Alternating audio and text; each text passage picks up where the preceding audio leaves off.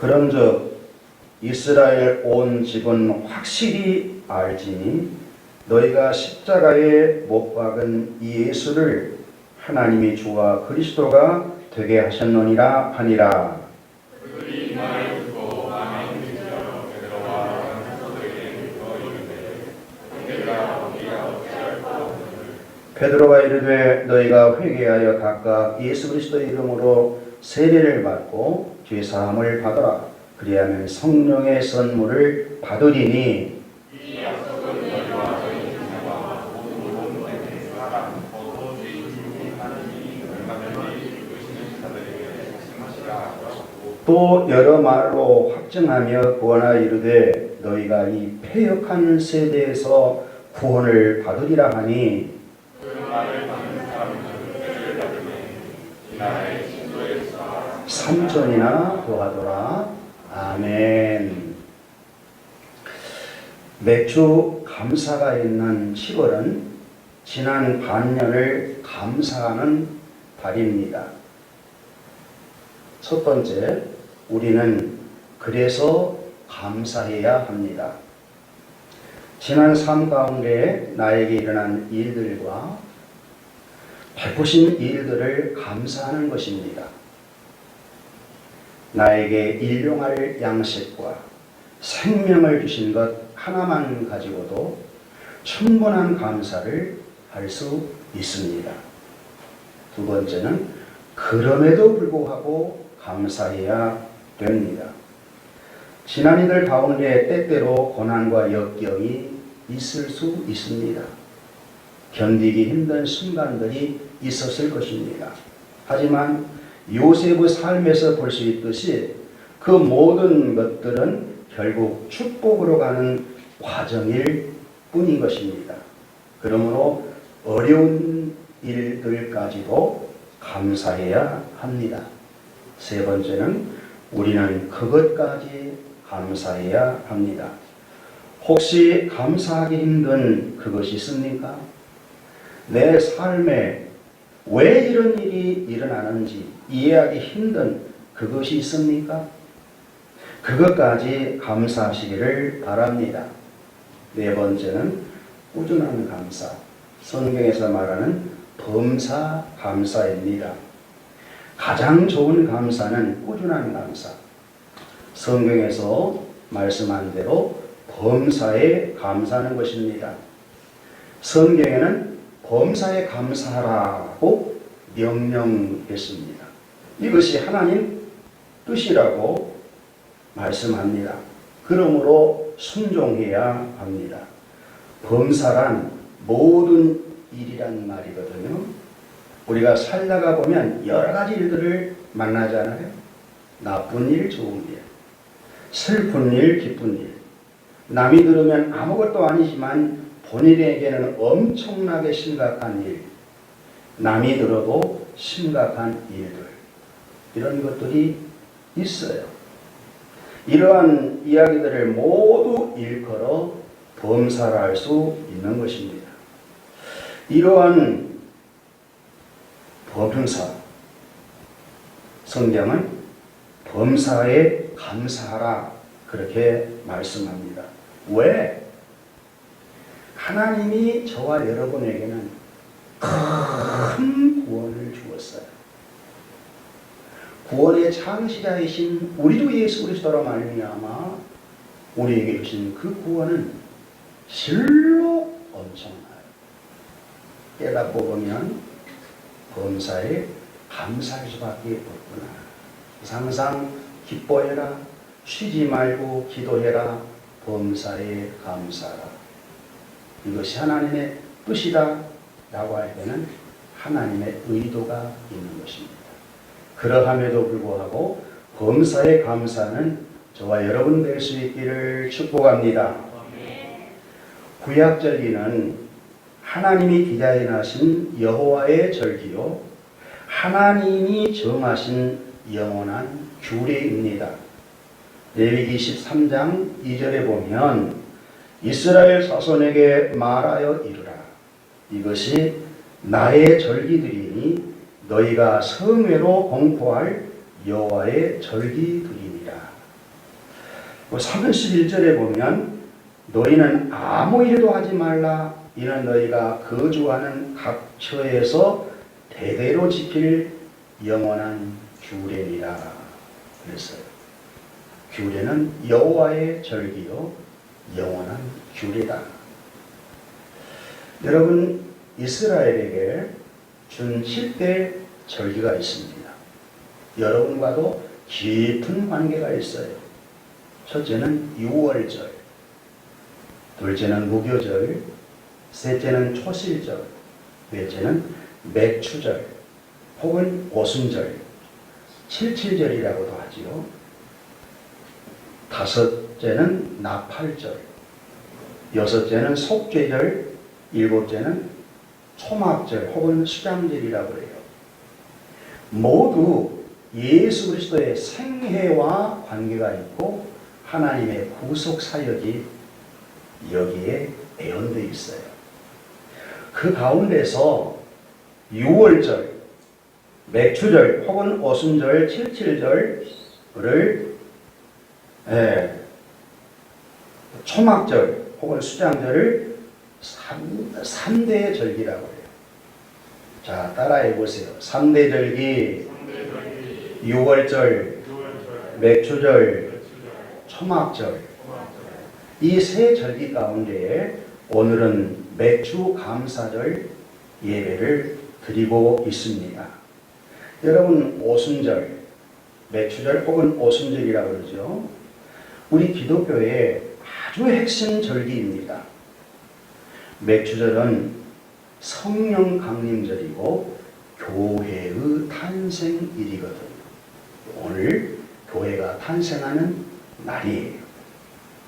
그리고 두 번째 중요한 것은 오순절날 보혜사 성령님이 강림하셔서 이제 예수님이 약속한 것을 다 이루어 가시거든요.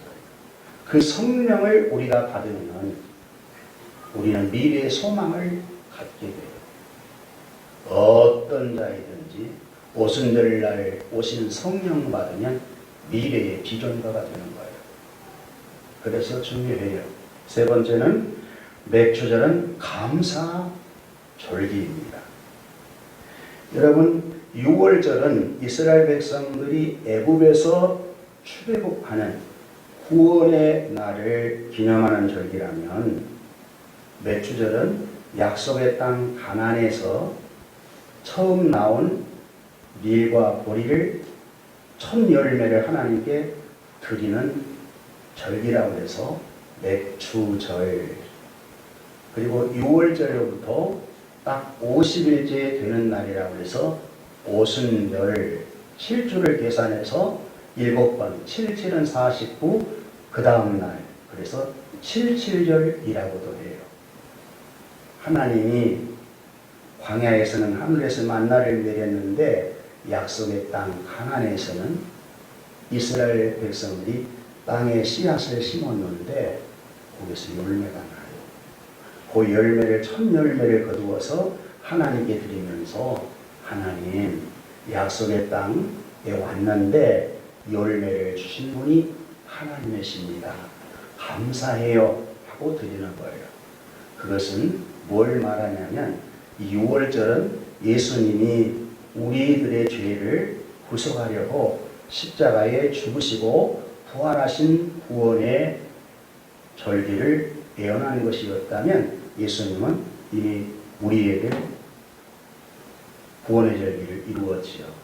그리고 예수님이 죽으시고 부활 승천에 가서 성령님을 내리신 날이 오순절이거든요. 딱 50일째 되는. 그때에 보혜사 성령님을 이 땅에 보내어서 우리를 구원하시고 교회가 탄생되게 하신 거거든요. 그러니까 맥추절은 예수님이 부활하신 이후에 땅에 있는 우리의 모든 것의 첫 열매가 되어 하나님께 바쳐짐으로 예수가 그리스도인이라고 하는 확증으로 성령님이 이 땅에 오셔서 성령님이 교회를 탄생하시고 저와 여러분을 구원하게 된 거예요. 아멘.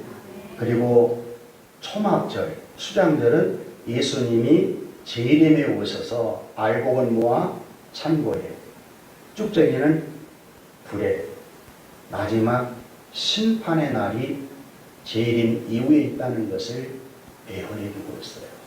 그래서 이스라엘의 절기는 여호와의 절기라고 했고 영원한 규례라 그렇게 말씀하는 거예요.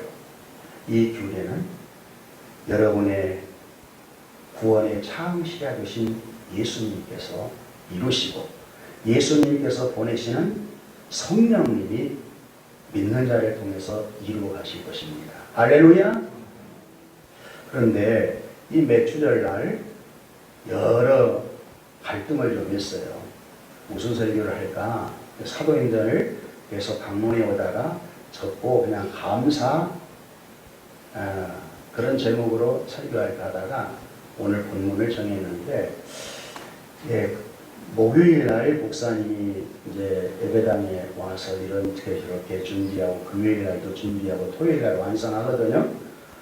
그런데 어제 준비한 문서가 완전히 날아가 버립니다.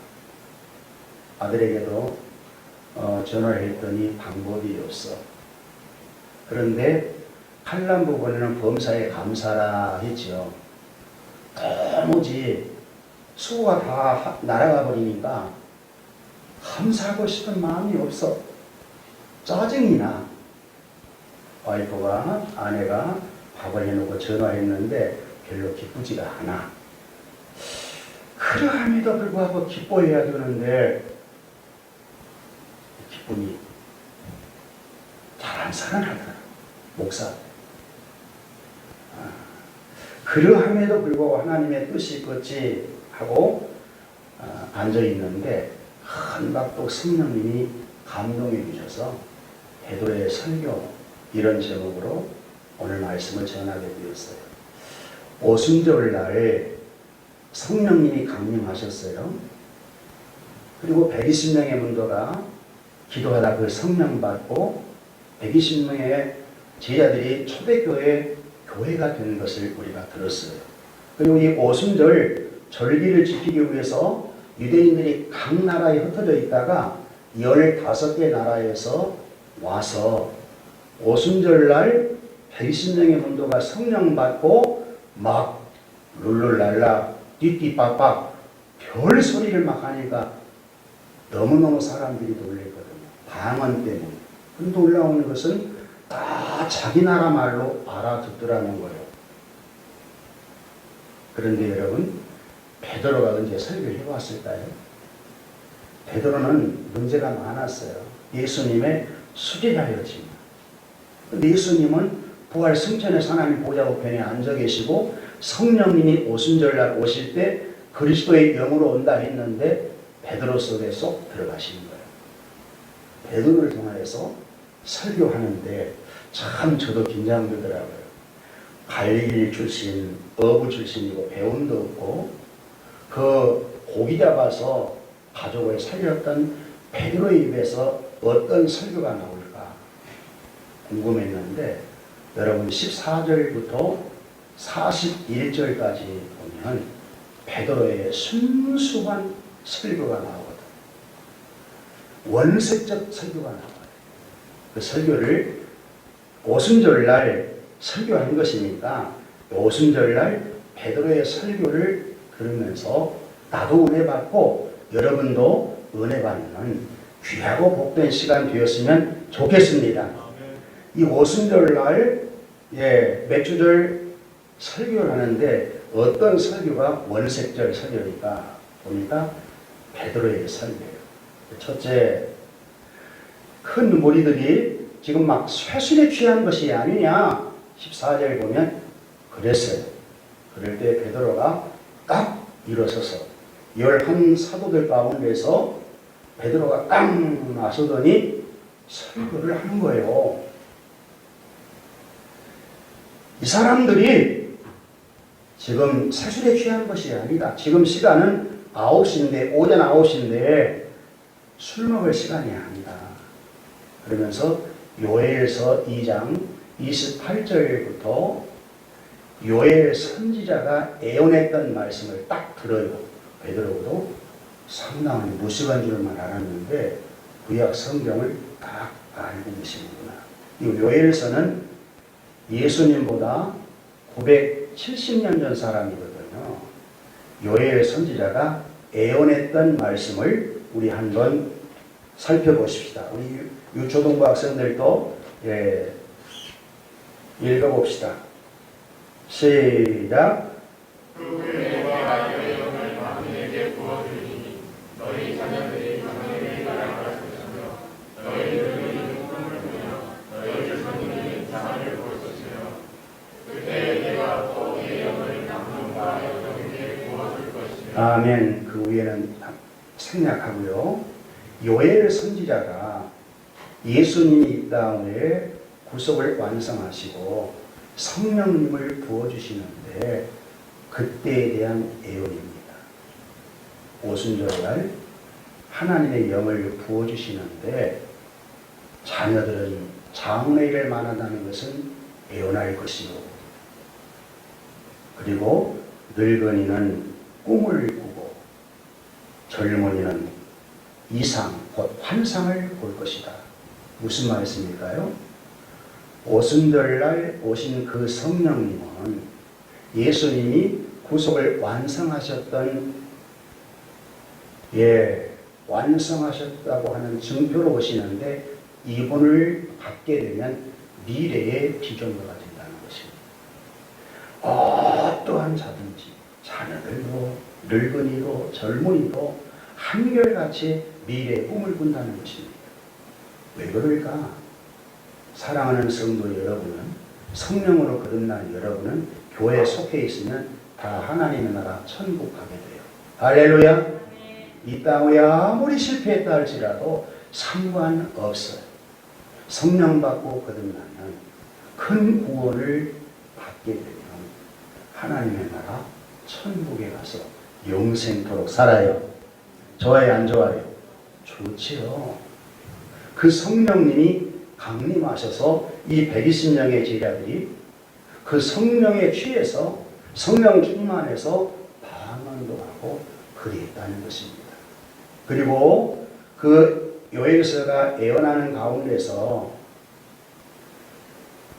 구원받고 믿는 자들은 영적 전쟁을 해야 할 때 피와 땀과 눈물을 이 땅에서 흘릴 수밖에 없지만 그러나 예수님이 재림이 오시기 전에 해가 어두워지고 달이 빛을 내지 못하고 이 말은 세상 종말이 온다는 얘기거든요.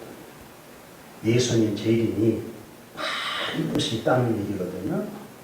그런데 누구든지 주의 이름을 부르는 자는 구원을 얻으리라.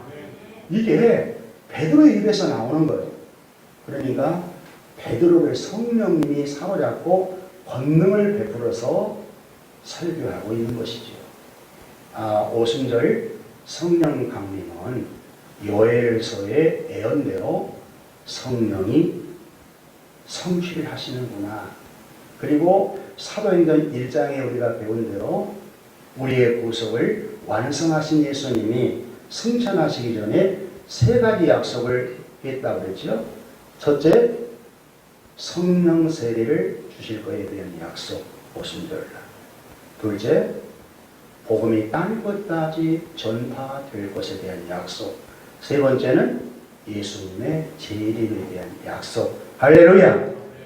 연결되어 있어요. 하나님의 약속은 반드시 성취되어지는 과정이 있거든. 저와 여러분이 그 과정에 신앙생활하고 있음을 믿으셔야 돼요. 중요한 것은 누구든지 주 예수를 믿으라. 그리하면 구원을 얻으리라. 그랬어요. 이 베드로의 설교 가운데 굉장한 원칙 하나를 제시해 준 거예요. 어떻게 구원을 얻을 것인가. 그리고 어떻게 하면 성령을 받을 수 있는가. 우리 인생에게 가장 큰 질문은 구원입니다. 히브리서에 보면 2장 1절부터 4절에 보면 큰 구원을 등한히 여기지 마라 그랬어요. 우리도 예수 그리스도가 구원의 창시자인데 이분이 이루어 놓으신 그 구원을 절대로 등한히 여기서는 안 된다. 저 유대인들은 천사 숭배 사상이 강했거든요. 그런데 예수님과 천사와 비교하면서 예수님이 얼마나 우월하시는가. 그 예수님의 우월성을 통하여서 복음의 완전성과 복음의 절대성을 강조하고 있거든요.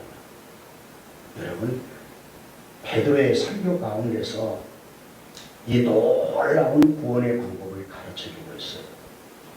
베드로가 요엘 선지자의 이 얘기를 딱 하면서 오순절 성령 강림은 선지자가 예언한 말씀이 성취된 것이다. 성경의 약속이 성취되었다.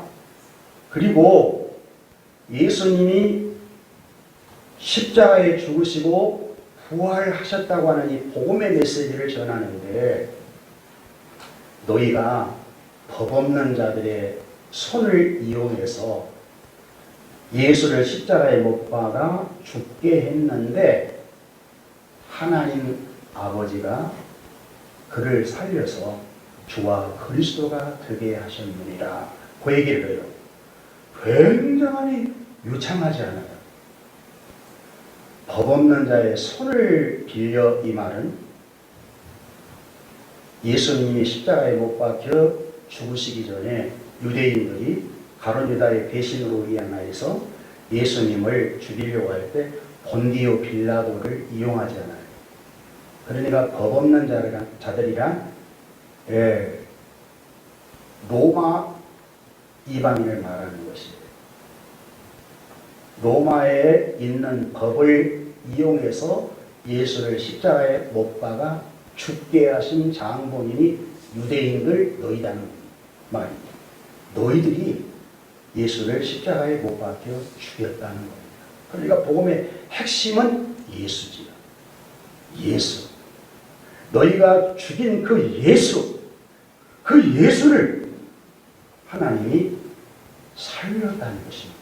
하나님 아버지가 정확하게 말하는 성령으로 인하여 예수를 부활시킨 것이거든. 예수님은 신적 능력이 있어 자체도 살 수 있는 능력이 있지만 예수님은 전적으로 성령에 의지했고 하나님께 의지한 성육신으로 이 땅에 오셔서 활동을 하셨거든. 예수님을 부활시킨 분은 하나님 아버지인데 성령으로 부활을 시켰다는 겁니다. 이 말은 무슨 말일까요? 예수님은 죄가 없는 분이라는 거예요. 부활했다는 것은 죄를 정복했다는 얘기거든요. 예수님이 부활했다는 것은 그분이 하나님이시다는 거예요. 하나님 외에는 죽은 무덤을 사망의 문을 열고 살 수가 없는 거예요. 죽음을 끝나는 거예요.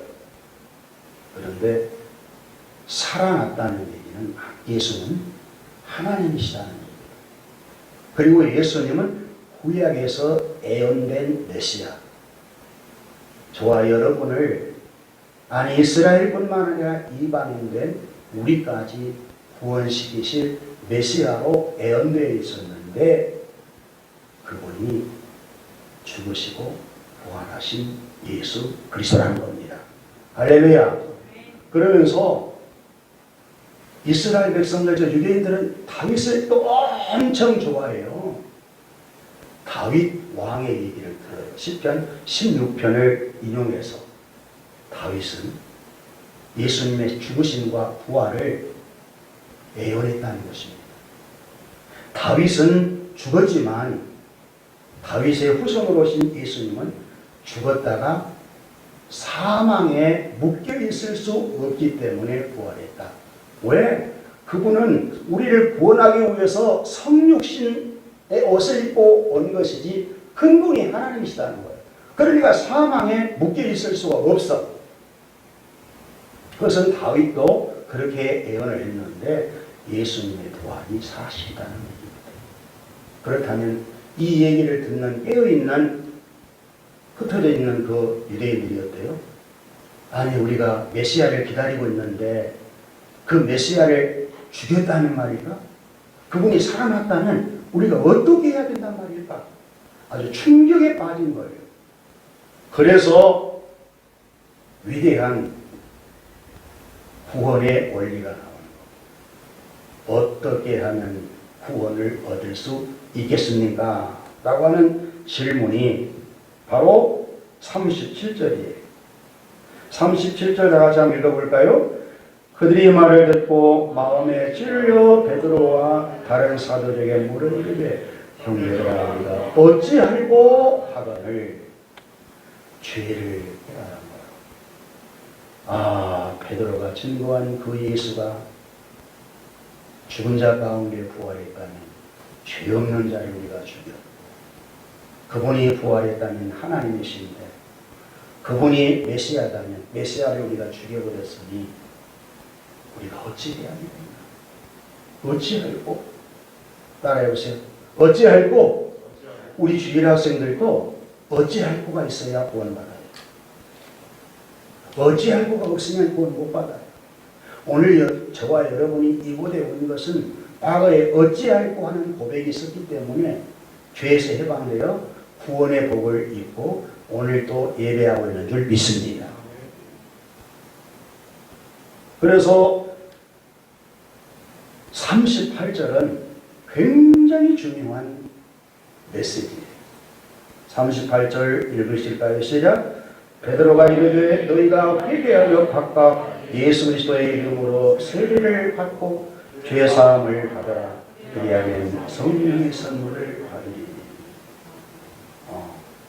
어떻게 하면 구원을 받고 어떻게 하면 성령을 받을 수 있겠습니까?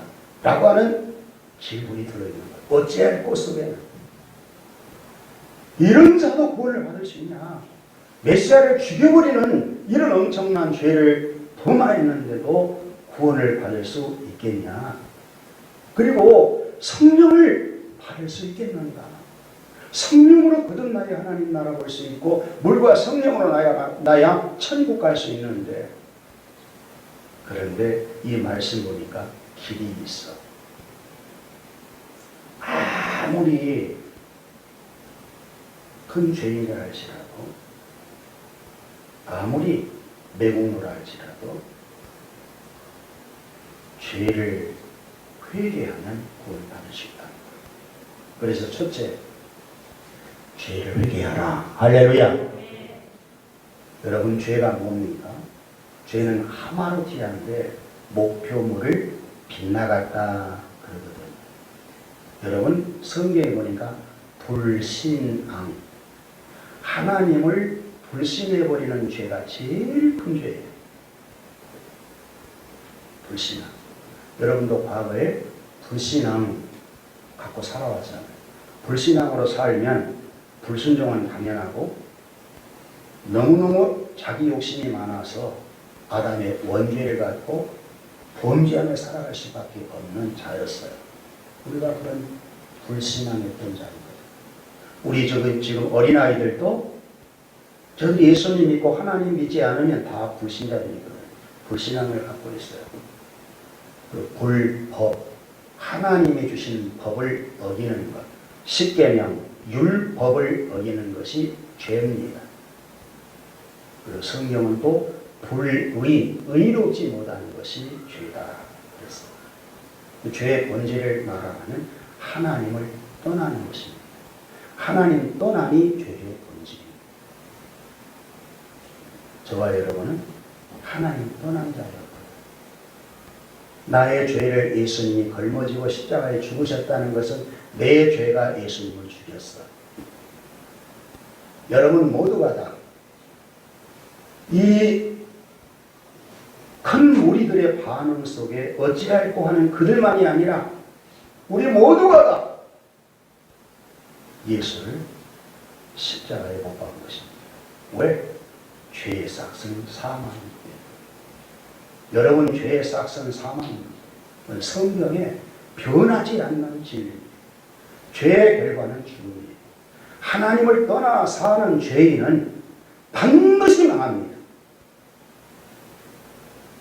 하나님과 분리되어 영원하게 사는 곳이 지옥입니다. 지옥은 끝나는 것이 아니에요. 분리된 자가 심판받아 영원히 고통받는 것이 지옥인 거예요.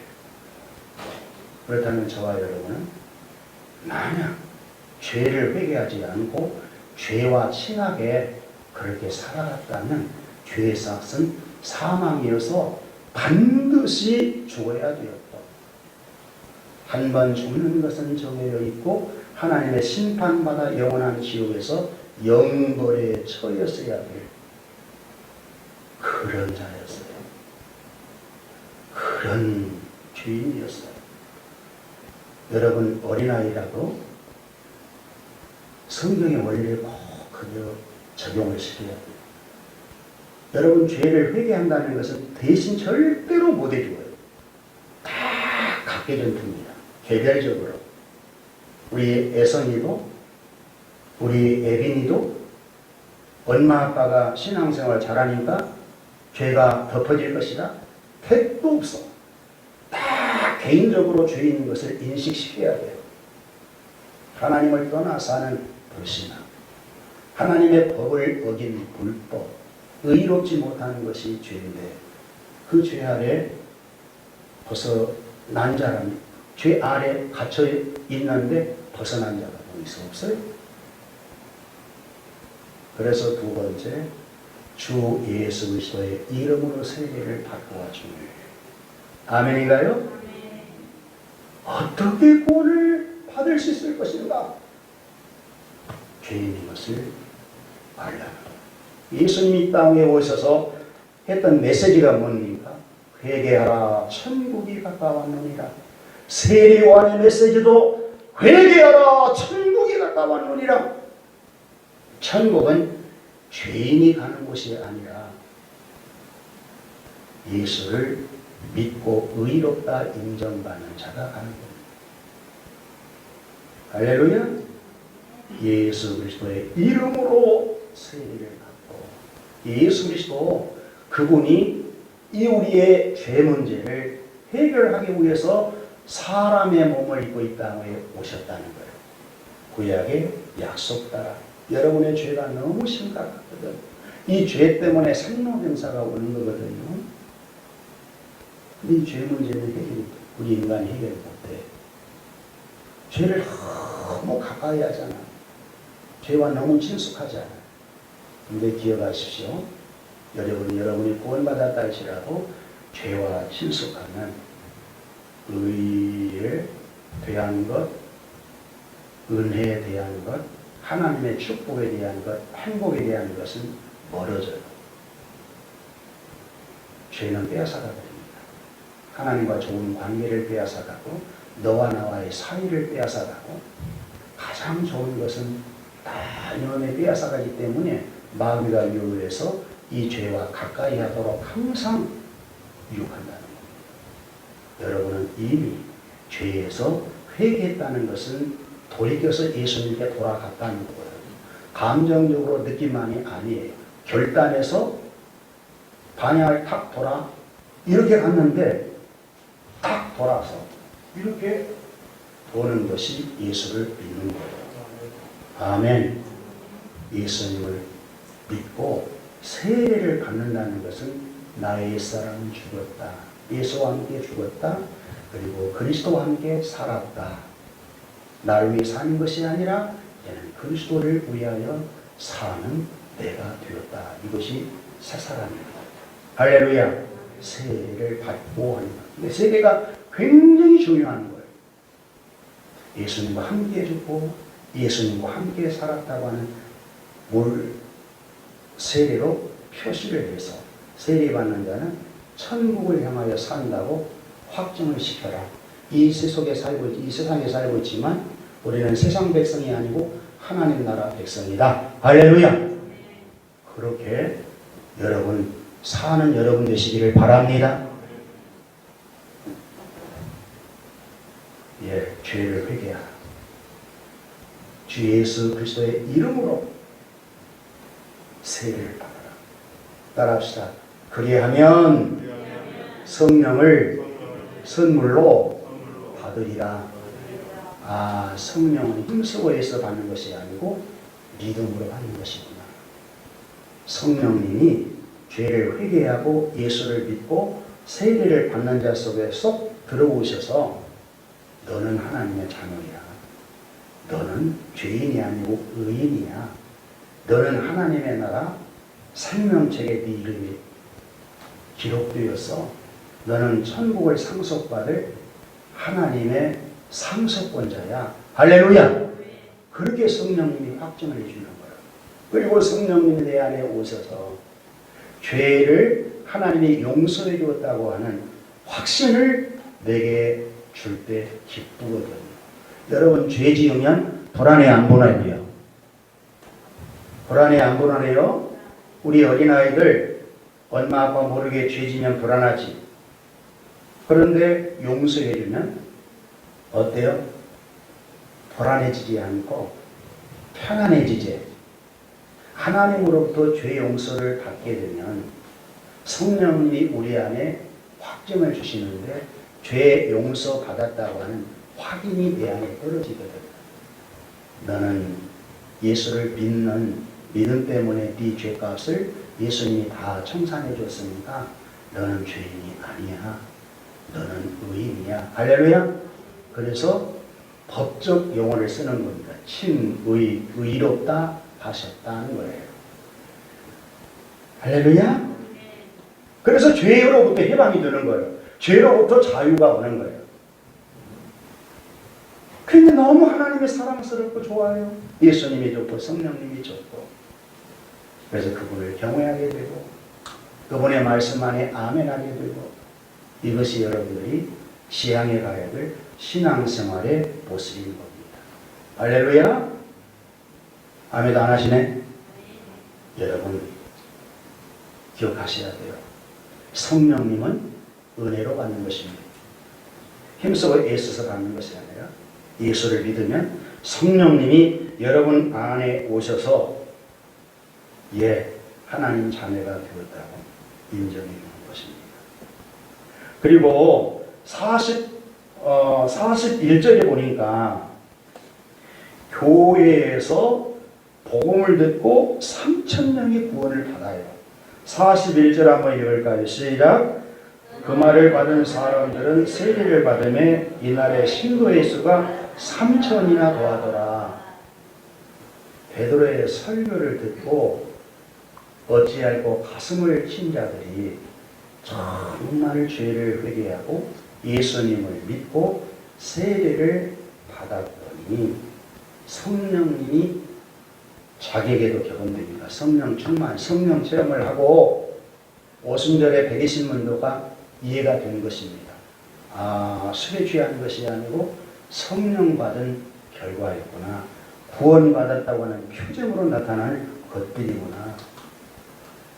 이 3,000명이 오순절날 절기를 지키기 위해서 저 15개 나라에서 흩어져 왔는데 대박난 거예요. 죄를 회개하고 예수님을 믿었더니 세상에 만물의 상속자이신 예수님을 자기의 구원자로 모셔버린 겁니다. 예수님이 구원의 창시자가 와버린 거예요. 자기 안에. 예수님을 받아버린 거예요. 할렐루야. 요한복음 3장 16절 하나님의 세상을 이처럼 사랑하사 독생자를 주셨으니 이는 저를 믿는 자마다 멸망치 않고 영생을 얻게 하려 하시니라. 이 경험드린 거예요. 인생 대박난 것이지요. 또 이분이 오순절날 보낸다신 그 성령 보혜사를 받아버린 거예요. 여러분 예수님 받고 성령 받으면 다 받는 것 아닐까요? 나는 그래서 행복한 거예요. 복음밖에는 없다고. 다른 것 자랑할 수 있지만 그래서 이 매주 감사절에도 베드로의 설교를 통해서 여러분에게 복음을 전하는 것입니다. 여러분들은 대박난 인생을 살고 있는 것이에요. 할렐루야. 어떻게 내가 예수님 믿고 주님이 내 안에 오셔서 나의 구원자가 되었을까? 성령님이 내 안에 와 계셔서 이 몸을 성전 삼고 계실까? 하나님이 내 안에 구찰토인데 내 안에 오셔서 우리 교회 안에 오셔서 영원토록 함께 하신다고 그러실까? 다 이해가 되어진 건 아니지만 하나님의 말씀은 진리시거든요. 할렐루야. 그래서 여러분 이 맥주 절기를 통해서 우리가 많은 감사를 해야 되겠지만 큰 구원을 베풀어 주신 성부, 성자, 성령 하나님께 감사하시고요. 할렐루야. 항상 기뻐하시고 쉬지 말고 기도하고 범사에 감사하는 것이 왜 하나님의 뜻이라고 했는지 좀 깨달으시고 특별히 매주 감사할 때는 세 가지를 알고 감사했으면 좋겠다 싶어요. 손 내밀어 보세요. 나에게 교회를 주신 것 감사하자. 오순절날 성령님이 오셔서 120명의 문도가 3,000명으로 보응되어지는 베드로의 설교를 통해서 교회 사이즈를 늘려갔어요. 그 교회 때문에 샘물교회가 탄생된 것이거든. 이 땅의 교회가 개척되고 세워진 것이거든. 모든 교회 모델이 예루살렘 교회입니다. 할렐루야. 교회는 성부, 성자, 성령의 작품입니다. 여러분이 교회 안에 속해 있다는 것이 가장 안정돼요. 얼마나 세상이 위험합니까? 유혹이 많습니다. 그러나 교회 안에 오면 목사님이 설교를 통해서 여러분을 또 보호해 주잖아요. 은혜 주잖아요. 할렐루야. 그리고 오순절날 성령 받게 되신 걸 감사해야 돼요. 오늘 여러분이 예배하고 있는 모든 자는 오순절날 오신 그 성령님이 믿는 자 안에 내주하시기 때문에 여러분 항상 성령 체험을 할 수 있어요. 영적 체험을 할 수 있어요. 아멘인가요? 늘 성령 충만을 사모해라. 늘 성령 충만은 반복적이기 때문에 성령 충만을 받을 수 있고 성령님이 내게 임하시면 나는 26의 백수가 너무너무 앞길이 막막하고 절망하는 상태에 있었다 이렇게 했잖아요. 그런데 성령님 받고 보니까 다 꺼져버려요. 비전가가 되더라는 것입니다. 그래서 복사가 됐잖아요. 지금도 굉장히 꿈을 꾸고 있죠. 하나님 나라에 대한 꿈, 나를 통해서 구원받고 구원받은 자가 치유되고 회복되고 정말 목사님 만나서 이 복음 듣고 너무 행복했습니다. 이런 자가 생겨나기를 꿈꾸는 거거든. 나 때문에 행복하다고 고백한다면 나는 얼마나 행복하고 있어. 베드로처럼 3,000명을 회개시키는 능력이 없지만 한 사람이 천하보다 귀한데 한 사람이라도 목사님을 통해서 은혜 받고 변화되고 축복을 받았다고 하면 저희 할 일은 다 이루는 것이죠. 할렐루야. 여러분 모두가 다 그런 성령체는 항상 할 수 있어요. 성령 충만을 늘 사모해야 했습니다. 그리고 마지막 이 교회를 통해서 베드로도 예루살렘 교회에서 설교했거든요. 교회를 통해서 복음이 증거될 때, 증인될 때 어찌할꼬 하는 죄인들이 살아나더라는 겁니다. 구원받더라는 거예요. 변화되더라는 거예요. 회복되더라는 거예요. 그래서 교회는 사람 구원을 시키고 꿈을 주고 변화시키고 여러분에게 하나님의 나라를 가르치고 할렐루야. 그런 교회를 하나님이 쓰신다는 겁니다.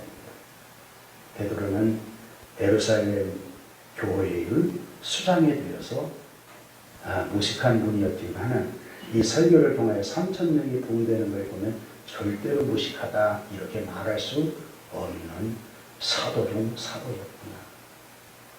할렐루야.